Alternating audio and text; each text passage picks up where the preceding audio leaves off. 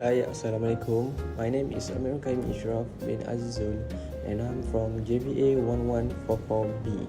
And for this assessment for FIN 3 to 7, I'm going to talk about what you should know before investing in common stock.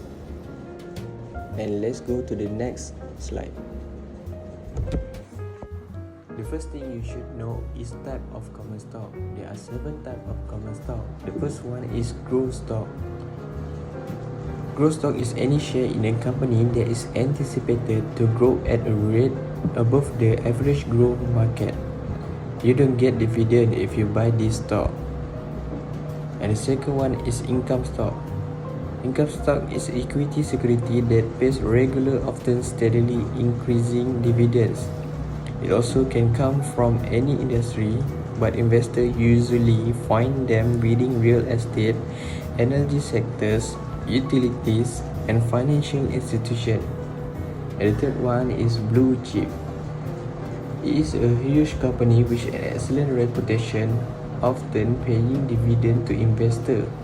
Blue chip also popular stock among investors. Example in Malaysia, Maybank and Maxis.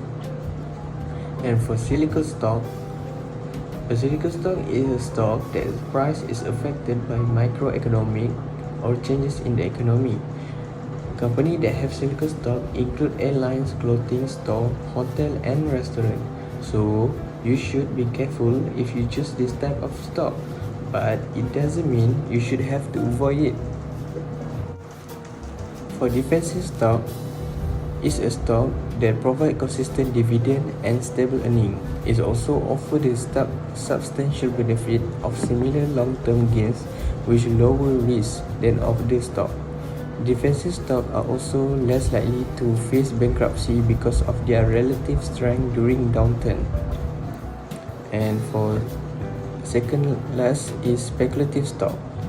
It is a stock that a trader used to speculate and expect to become much better known very soon, or have a great potential that is not yet realized. And the last one is tech stock. Tech stock is referred to any stock involved in technology. Tech stock also are often a leading indicator for the economy and the stock market. I give you example of one of the top performer in tech stock is IQ Group Holding Berhad, where it makes 152.5% in 1 year return. That's a huge gain, right?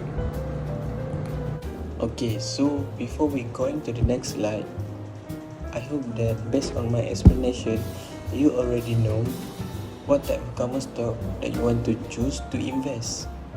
So for this part, I will tell you about the advantages that we have in investing in common stock. The first one is common stock offer a higher earning potential because investing in common stock provide more risk than conservative options like a certificate of deposit or a money market account. The returns are typically better because your returns are not guaranteed as a shareholder. There's no limit to how much you can gain. If you don't mind taking some of the guarantees away from the minimum and maximum amount that you can earn, then your wealth can start growing more over time with this option. The second one is easily purchase common stock on virtually any trading platform. If you don't mind buying or selling common stock at market prices, then you have a highly liquid investment that you can convert to cash at almost any time. Virtually any trading platform will let you open an account to purchase this asset at any time. You can also work with financial advisor to complete this transaction. Most of the industry has moved to a zero-fee approach for trade, so it doesn't cost you anything to buy stock or sell it. The ease of this investment makes it a simple way to diversify your portfolio. Example of platform that I will suggest you is Rakuten Trade. Rakuten Trade is licensed by Security Commission Malaysia and hold a restricted capital market services license. to deal in listed securities, and to provide investment advice.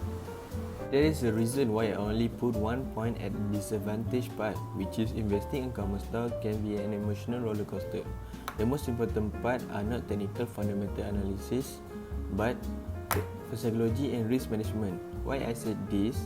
Because psychology and risk management contribute almost 70% in analysis.